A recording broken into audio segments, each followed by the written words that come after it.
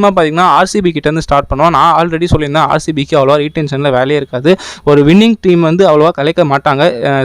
Settle unit. ஏன்னா aunty flower, Dinesh Karthik, மோ போபாட், மாலன் ரங்கராஜன் நல்லா ஃபார்ம் பண்ணி கொடுத்துட்டாங்க.